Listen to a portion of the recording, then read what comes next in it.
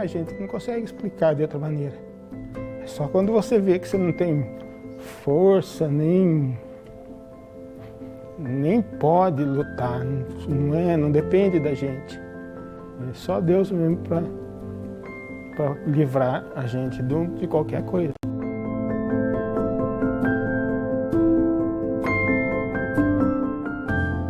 Às vezes a gente acha que Deus não está ouvindo a gente. Mas aí quando a gente passa por esses momentos, você vê que Ele ouve sim. Ele ouve, além dele ouvir, ele dá o que você está pedindo. A fé, ela é o início de tudo.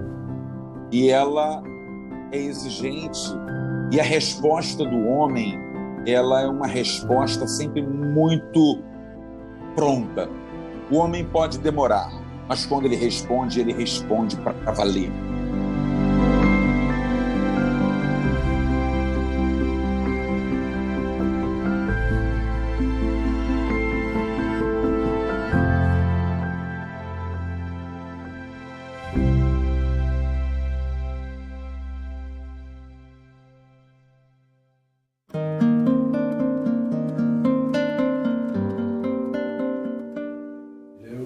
Por nós pecadores, agora e na hora da nossa morte. Amém. Bendito é o fruto do vosso ventre, Jesus. Santa Maria, Mãe de Deus, rogai por nós. Aquele homem justo que a gente pensa em São José, o homem justo, o homem de fé, o homem que suportou, que levou a sua família, Roberto tem tudo isso nele. E os nossos filhos, eles agradecem, eles reconhecem e sempre citam o exemplo do pai como um homem de fé. Ajudar os que mais precisam tem sido um dos únicos compromissos do Roberto desde que ele conheceu mais de perto o trabalho realizado pelos vicentinos da comunidade do Senhor Bom Jesus em São José dos Campos, no interior de São Paulo. No mesmo convite que foi feito, ele já disse sim, e a partir da próxima semana ele já estava trabalhando numa conferência vicentina, ele já estava participando, e foi o trabalho que, num certo sentido, norteou a nossa vida, onde nós moramos. Porque é um bairro carente, é periferia, é lugar de gente que precisa de doação de todos os tipos. Então, esse começo da fé dele foi nesse sentido, mas a chama estava lá. Só que ela estava meio apagada, só foi reavivada. E ele sempre diz sim, ele sempre diz sim. Ele levanta com chuva, ele vai abrir a despensa da igreja, ele vai abrir as portas do alimento lá para distribuir a qualquer hora, com qualquer tempo. E quem diria que essa entrega talvez possa ter sido a luz que faltava na vida do Roberto, que na época se recuperava de um quadro de síndrome do pânico. Síndrome do pânico, uma doença terrível, que você tem medo de tudo, né? Até hoje, mas hoje tem os remédios, hoje está bem mais fácil de curar, né? E é uma época da idade que eu tinha 33 anos, 34 anos, e eu até para dirigir o carro, eu me sentia mal, tinha medo de dirigir. Eu trabalhava em grandes colunas altas, torres, dentro da fábrica, levando instrumentos nas costas, uma ferramenta. E o que mais ataca é você ficar em lugar fechado, parece que é fugir das pessoas, sabe? Sabe quando você tomar um susto? Vamos supor, você vai ali na rua, vai um carro dar uma buzinada, você olha, você tomou um susto, não tomou? Ou você quase caiu, por exemplo. Dá aquele susto. O pânico é isso aí, continuado. Longe dos holofotes, mas com o coração muito perto de Deus, é que Roberto demonstra nas atitudes simples o amor que tem pela oração e o quanto isso o transformou em um verdadeiro homem de fé. A enfermidade, ela me mostrou que não era um corpo humano só. Eu tinha uma espiritualidade que eu estava deixando, né? Que poderia me ajudar muito. Eu precisaria estar ligado. Eu via Deus, via a missa, mas eu não tinha aquela ligação forte, a certeza da continuidade da vida está em Deus. Se eu ficar doente, falecer, se eu qualquer coisa, eu tenho um que vai me olhar, que é Jesus, pela promessa na ressurreição dele, né?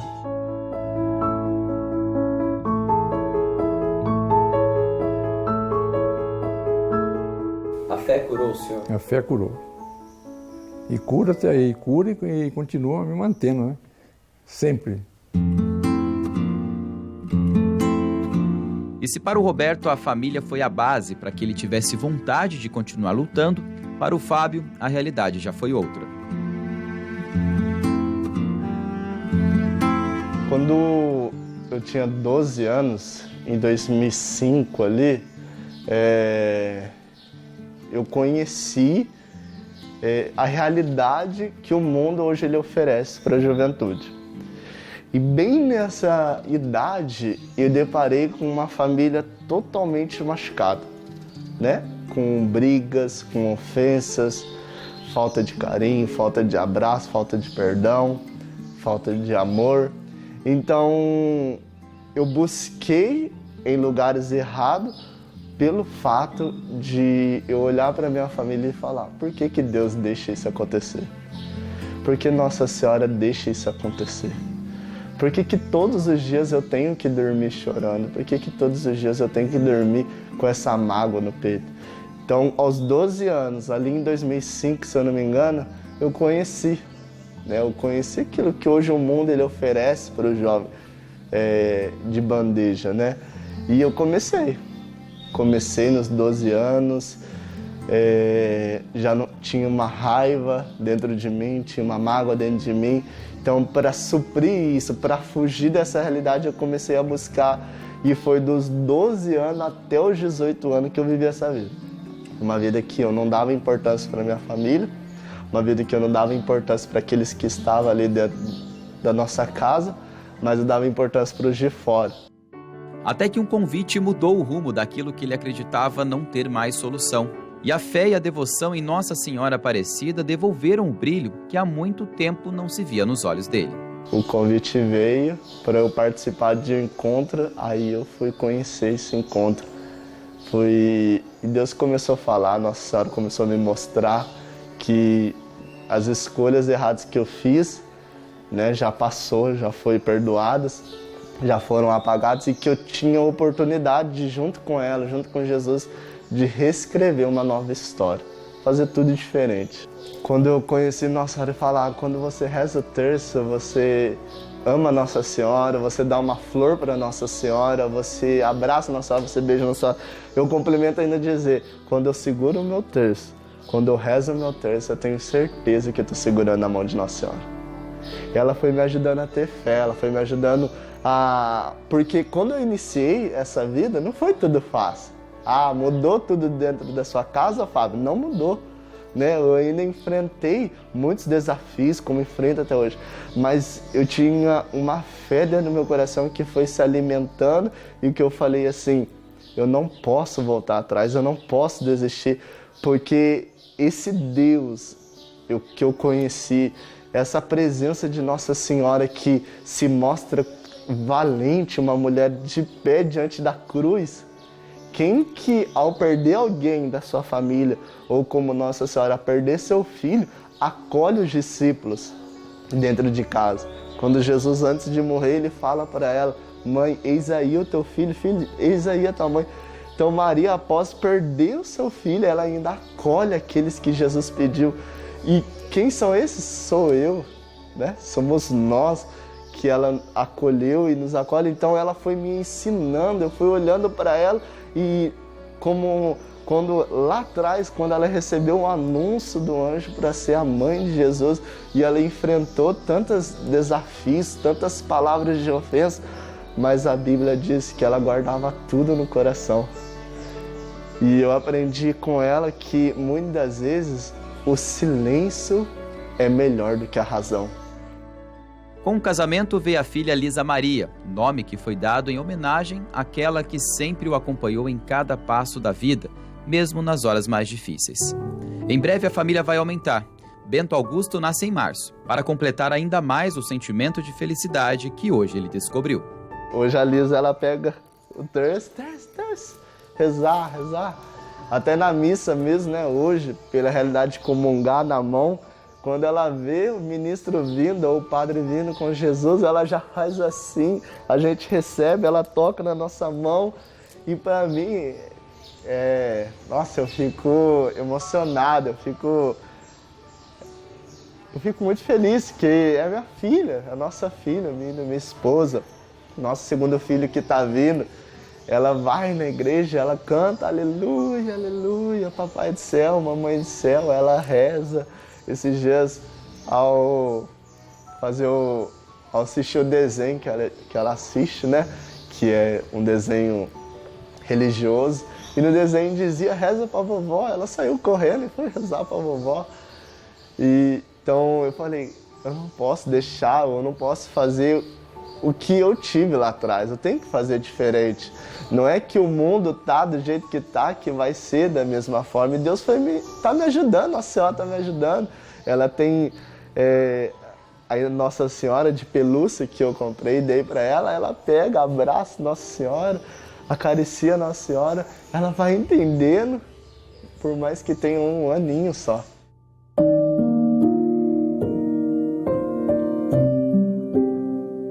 A devoção mariana, ela cresce e cresce realmente, a gente tem sentido isso no mundo inteiro e no Brasil de um modo especial. Pelo Terço dos Homens a gente tem a prova, né? Porque os homens também precisam de mãe. No fundo é isso. É porque com o passar do tempo, dos dias, da vida, a gente vai sentindo a necessidade de um colo de mãe. Mesmo sendo homens, por exemplo, não é?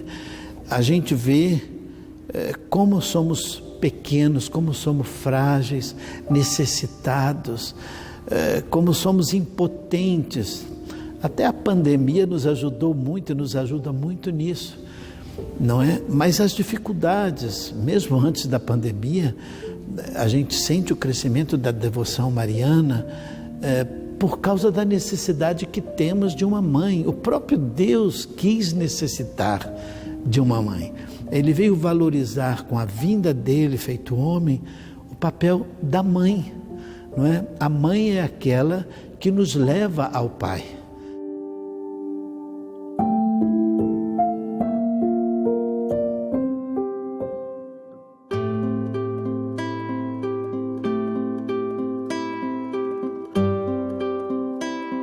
E em meio a tantas histórias de devoção e também superação, nós encontramos a de José Henrique. Em 2015, ele foi diagnosticado com uma doença degenerativa autoimune no fígado. A princípio, respondeu bem aos tratamentos, mas em 2019, um outro diagnóstico. Nós viemos até a casa dele em Taubaté, no interior de São Paulo, e a prova de que a fé acompanha tanto ele quanto a família desde sempre, olha só, está logo aqui na entrada.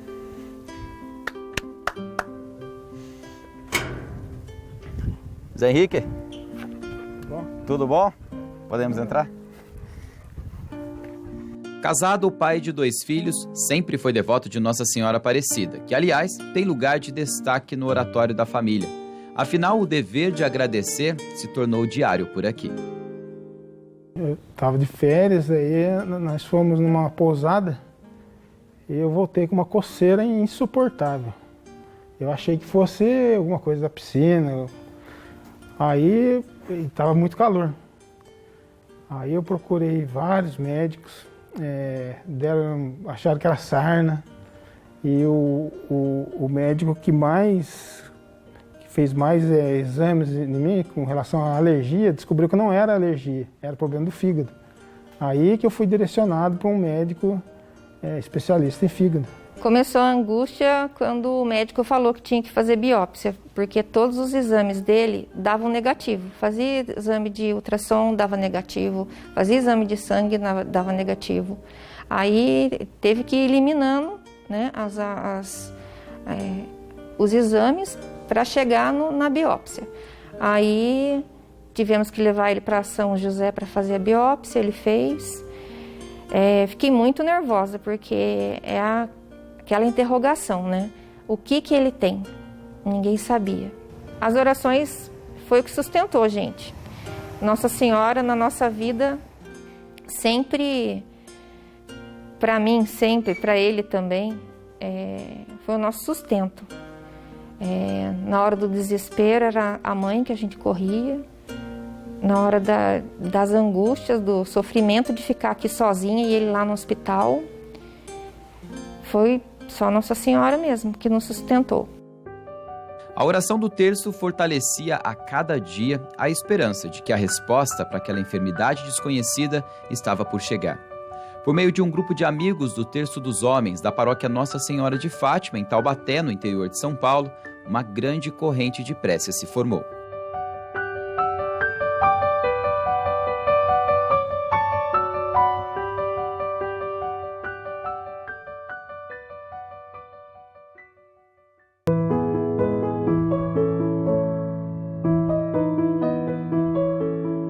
A angústia por uma resposta positiva dos médicos se fazia presente todo o tempo naquele quarto de hospital. Há 10 dias depois de ser internado e com autorização médica, ele voltou para casa. Hoje, com o resultado dos exames em mãos, Henrique se recorda com gratidão do apoio que recebeu da família e dos amigos. Somente uma corrente de oração daria forças para vencer o que eles chamavam de batalha pela vida. Foi em 2019, aproximadamente 4 anos depois, eu tive um quadro de colangite infecciosa. Só que também não é fácil de descobrir. E nesse quadro aí eu fiquei desnutrido, desidratado, fiquei amarelo e fui para o hospital assim, pele e osso. E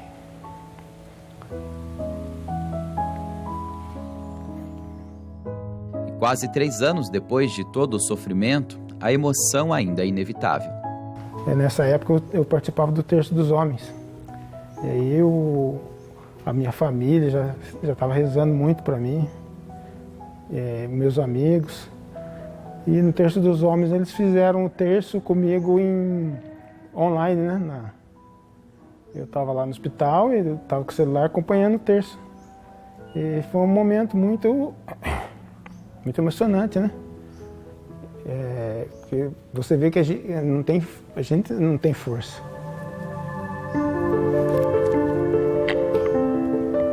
O Terço dos Homens é toda terça-feira na paróquia, e nesse dia em especial, não foi numa terça-feira, foi numa sexta-feira. Só que não chamaram só o pessoal do Terço dos Homens, chamaram os amigos em comum.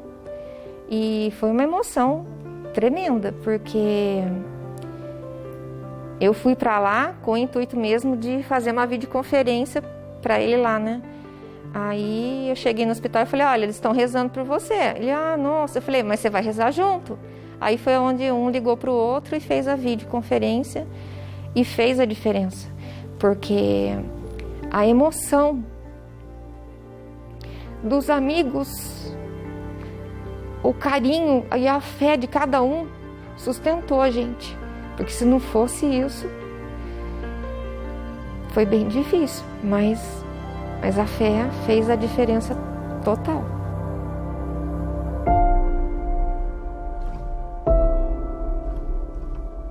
O Terço dos Homens tem se mostrado também como força de transformação de vida, de verdadeiras conversões. No Brasil, há registro de que ele tenha iniciado em 1936, em Sergipe. A presença masculina na igreja é e sempre será imprescindível para a formação da família e da sociedade cristã, e que deu um outro sentido na vida de José Henrique e de muitos outros que depositaram na fé a certeza de uma nova vida.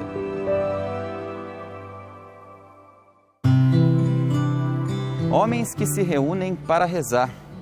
Talvez isso não seja tão comum assim de se ver por aí. Agora imaginem só um grupo de homens se reunindo para rezar o terço, escutar o evangelho e dele extrair uma mensagem para a vida. Pois é, essa tem sido a realidade de pelo menos 1 milhão de homens Brasil afora, que anualmente se dirigem ao Santuário Nacional de Aparecida para reavivar a fé.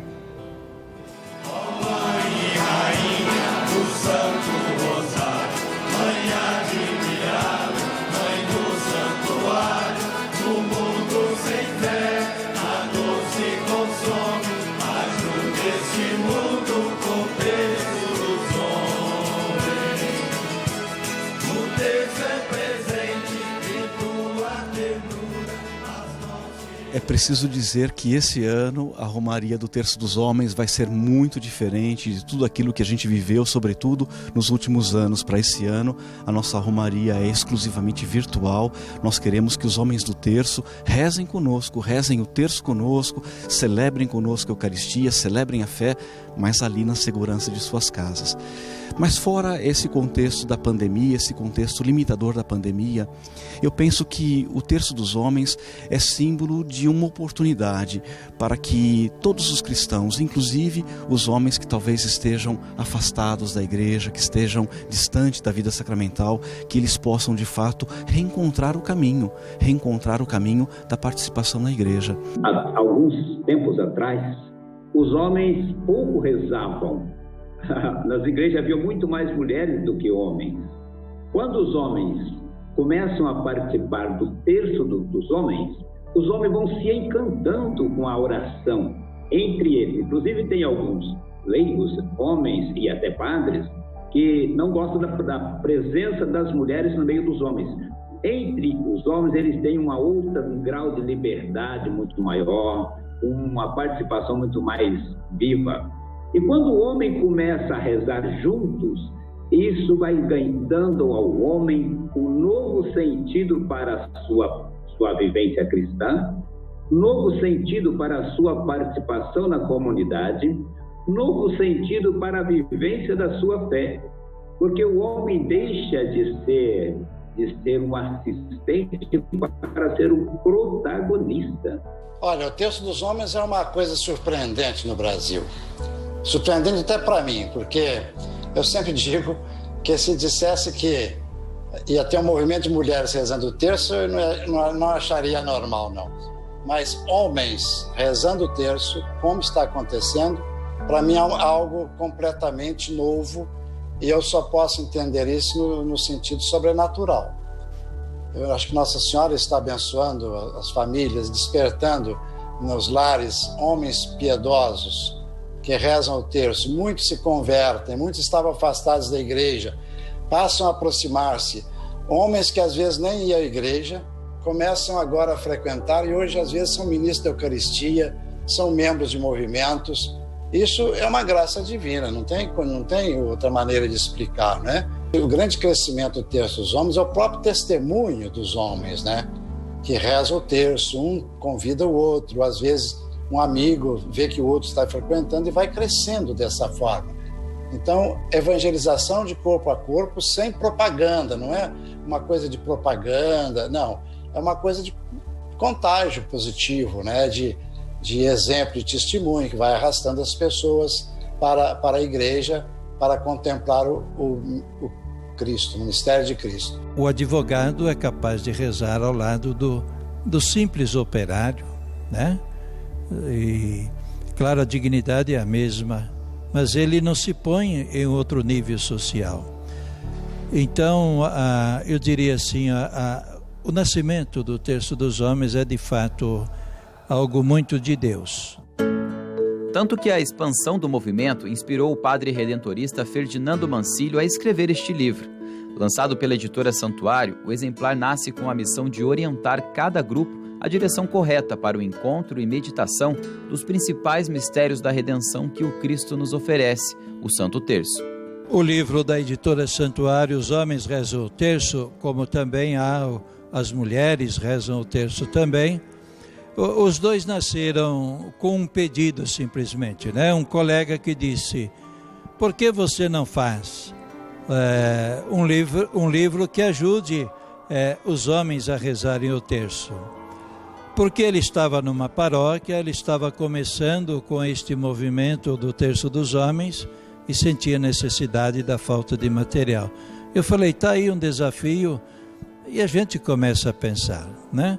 Porque as coisas têm que nascer mais da necessidade mesmo do povo, né? O Terço dos Homens é uma oração bíblica.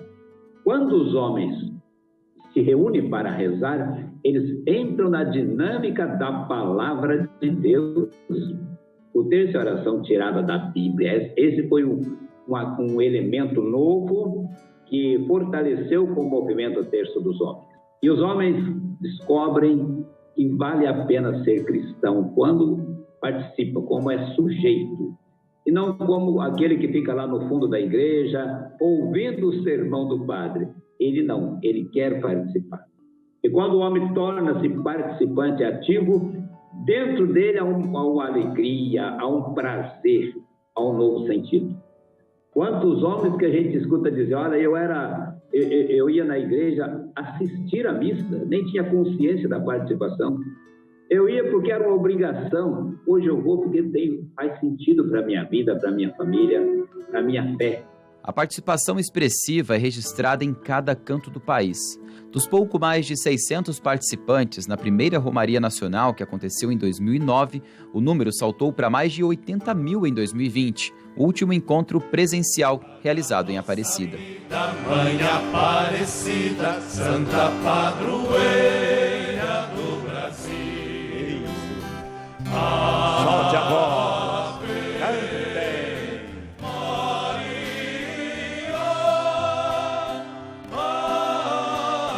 Ave Maria.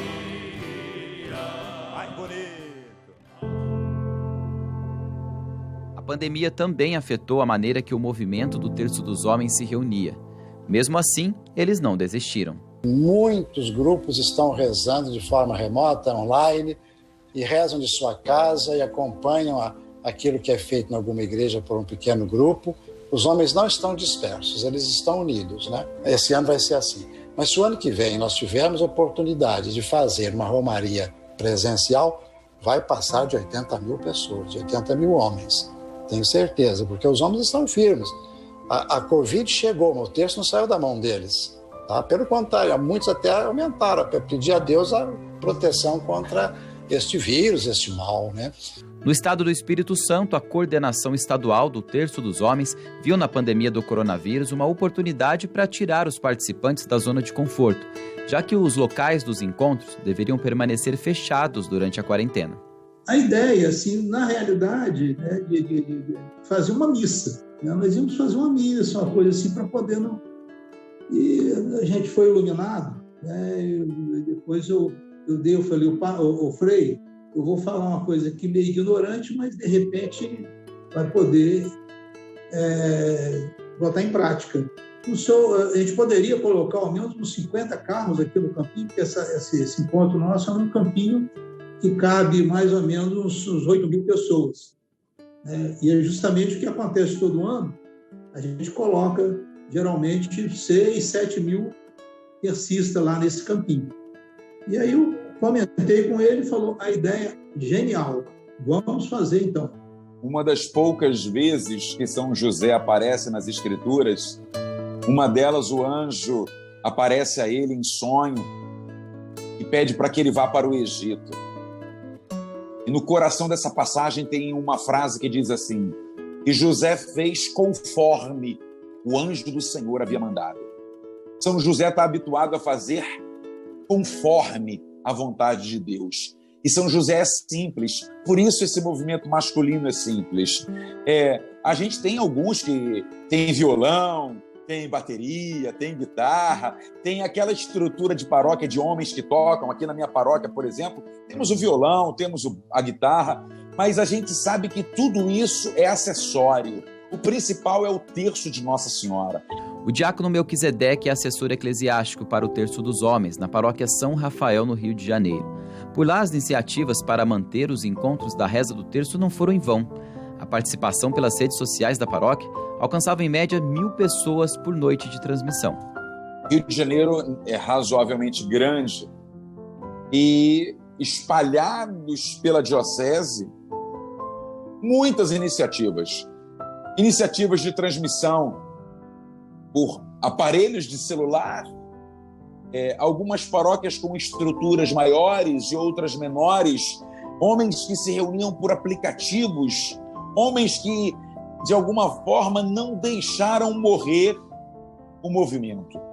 Eu sou testemunha de muitas iniciativas, de homens que tiveram que aprender algo que está ligado à tecnologia, que não era a nossa rotina, mas assim usando, permitiram com que outros senhores pudessem participar de noites de oração.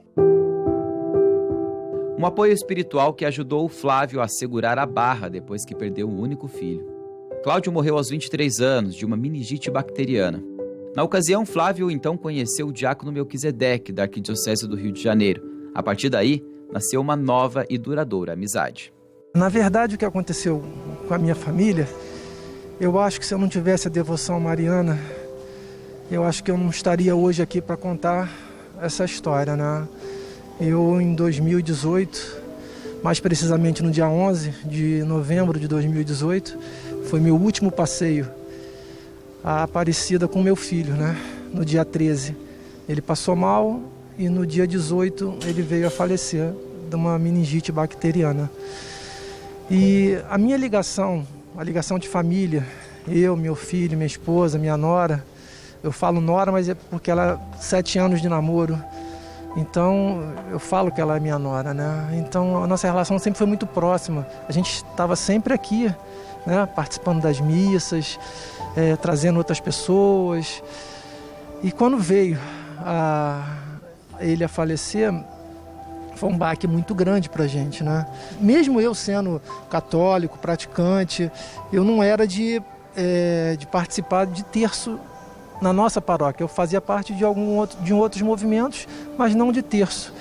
E aí, no dia 15 de novembro, foi a primeira vez que eu fui ao terço, 15 de novembro de 2018, que eu fui ao terço na paróquia São Rafael e conheci o diácono Melquisedeque. Conheci de longe, né?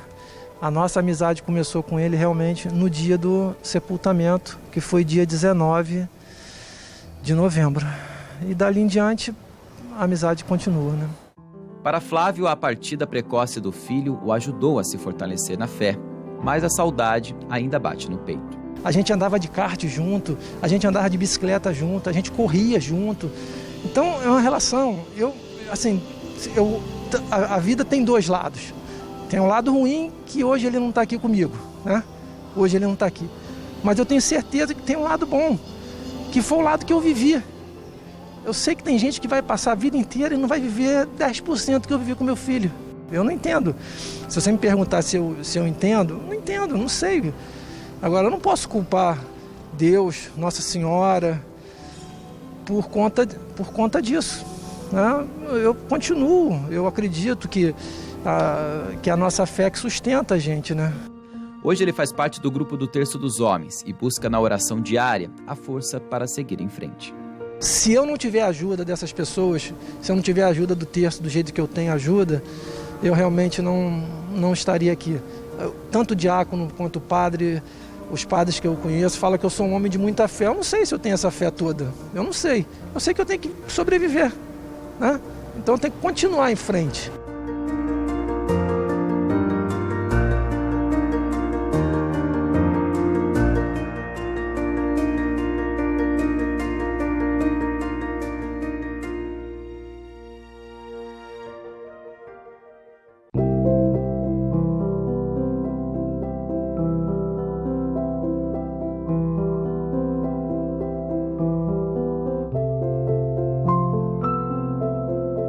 Viver a fé, ela é essencialmente uma experiência do amor de Deus.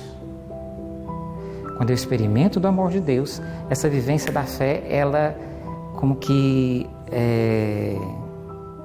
se desenrola, né, na minha vida. Porque eu me sinto amado, e quem se sente amado quer corresponder ao amor.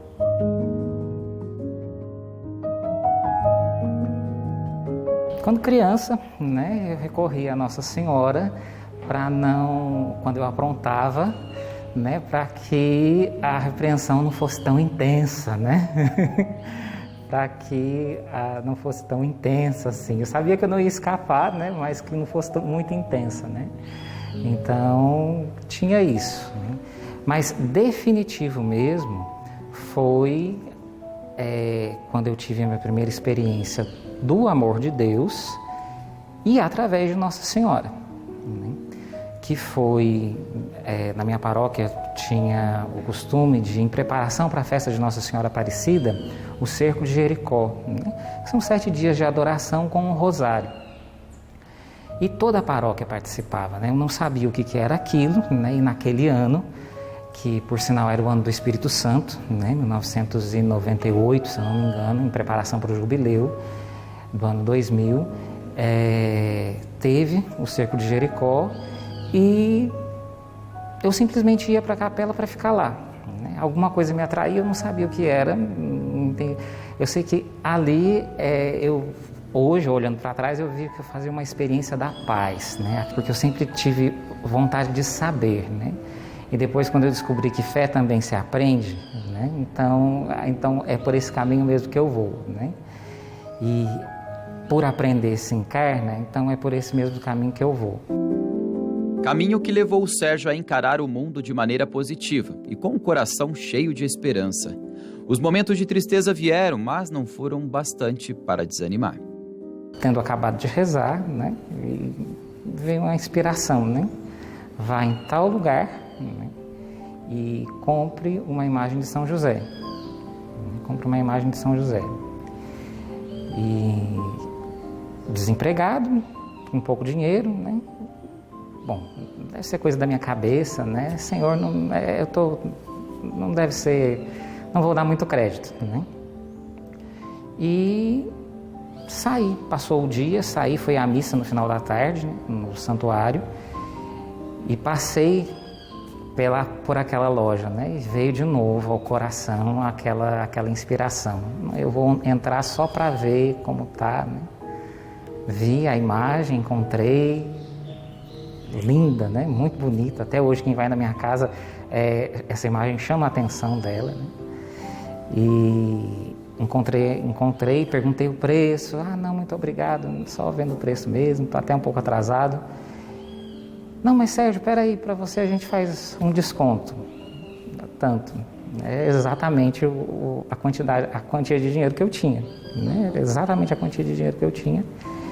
E então eu entendi, não é isso mesmo, é o que Deus quer. É o que Deus quer.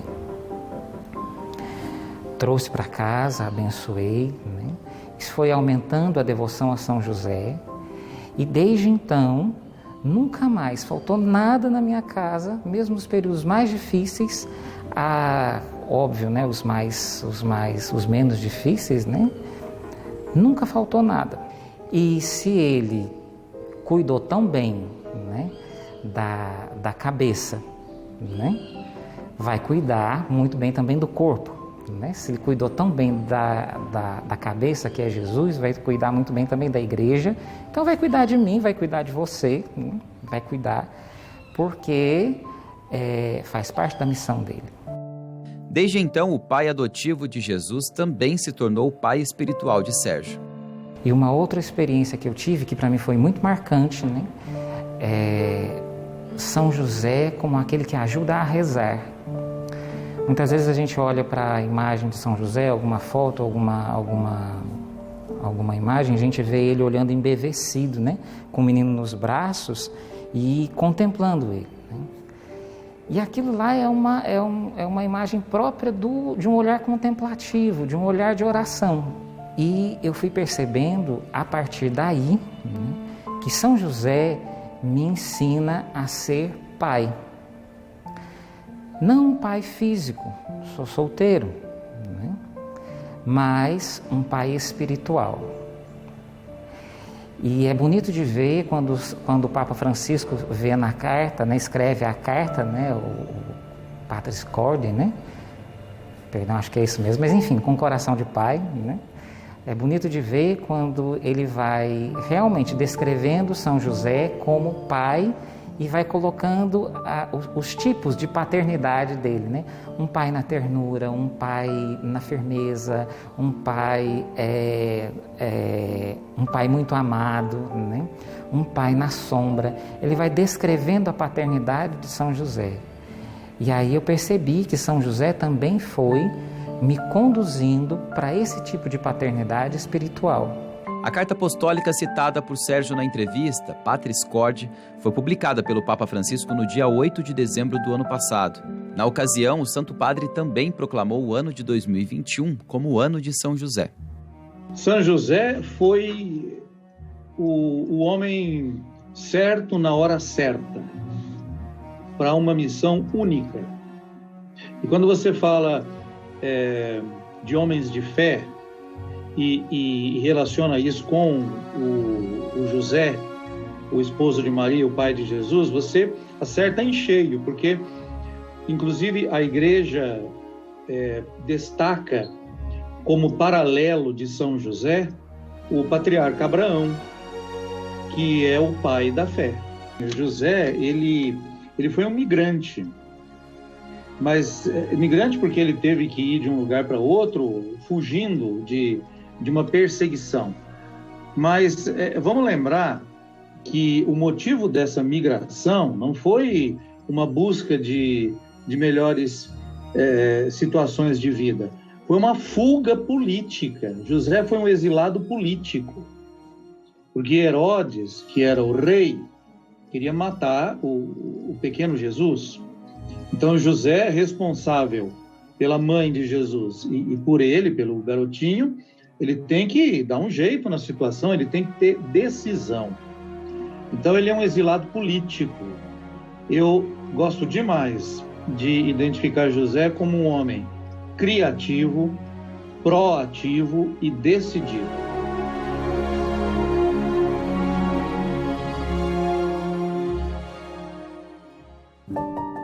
Na vida cotidiana, José era um homem pobre e tinha na carpintaria a sua profissão. Não tinha muitos recursos e, por isso, viveu dias de angústias, assim como muitos pais de família espalhados pela humanidade ao longo da história. E não bastasse toda essa miséria que viveu até o nascimento de Jesus, José também se viu obrigado a mudar para terras estrangeiras. E como imigrante no Egito, foi perseverante e jamais abandonou a sua fé. Quando Herodes ficou sabendo que existia um rei dos judeus que havia nascido, então ele se preocupa muito, porque ele era, no momento, o rei lá de Jerusalém, da Palestina. E o que acontece? Com o aviso do anjo, José, de noite, avisado em sonho, ele levanta-se de noite com Nossa Senhora e o menino e vão para o Egito. Quer dizer, deixam tudo, deixam casa, deixam país, deixa tudo, né? Quer dizer, o que podia levar naquele tempo, né? Não levaram nada, levaram o quê? A vida.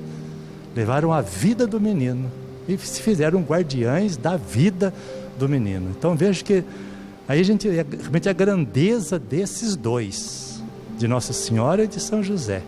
Realmente, pela vida que foi entregue a eles, eles fazem mais de tudo mesmo. Não penso em mais nada. Então penso que é o que Deus quer ensinar para a gente. Esse amor que Ele tem pela vida.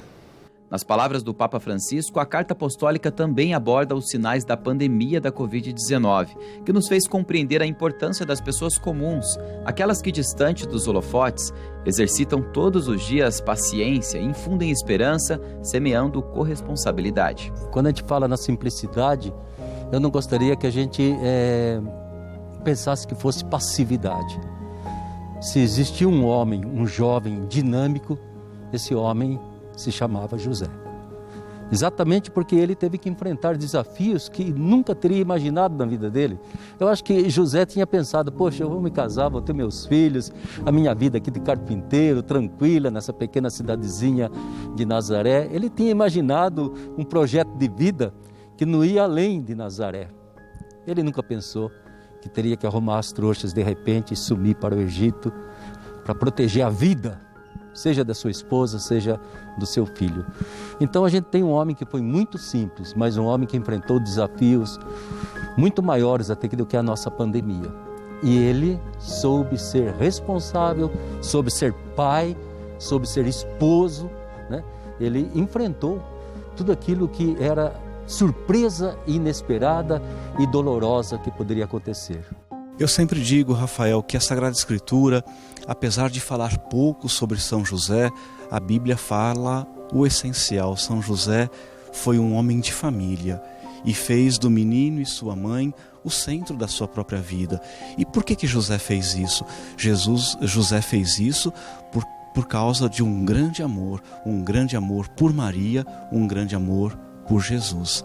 O amor está na origem de todas as atividades de São José. Uma vida discreta, uma vida desconhecida, uma vida talvez até ignorada por muitos, mas uma vida marcada pelo cuidado, pelo amor para com a família. Por isso, São José é o símbolo da família, do diálogo, da participação, da escuta, da educação dos filhos. A família moderna vive muitos desafios, sobretudo o mundo urbano, a cultura urbana propõe para as famílias muitas dificuldades e, de alguma maneira, a receita de São José continua a mesma e útil. É a receita do diálogo, do amor pela família. Se Jesus não tivesse um pai verdadeiro, se Maria, antes ainda da paternidade, se Maria não tivesse um esposo, então as coisas não sairiam como deveriam sair. De maneira que José, eu insisto, foi o homem certo, na hora certa, para a missão mais importante, a missão de dar uma identidade humana, cultural, histórica para Jesus. Não imaginemos um José cheio de bens, né? Mas um José cheio de decisão. E o Papa Francisco, como ele é genial, né? O Papa Francisco é genial, ele, tomado certamente pelo dom do Espírito, ele propõe o ano de São José, e a imagem que ele associa a José é a imagem do pai. Porque a sociedade, de modo especial o Ocidente, está com um problema na paternidade. A gente perdeu o conceito de pai. O conceito de pai se diluiu em outros conceitos, talvez menos marcantes. E perceber então que o pai, ele é um sacerdote dentro da casa dele, né? E José assumiu isso. Para valer, né?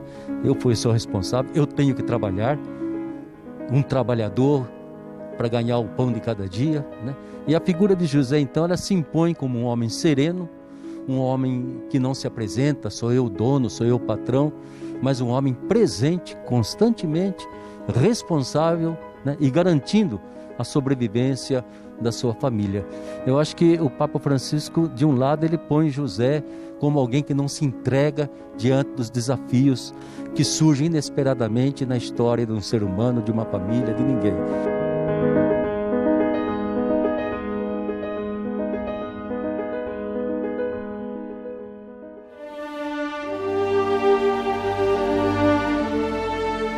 Que o testemunho de São José, de tantos outros Josés que conhecemos hoje, possa nos aproximar ainda mais da vida em oração. Histórias de vida que foram transformadas e reescritas pela força da fé.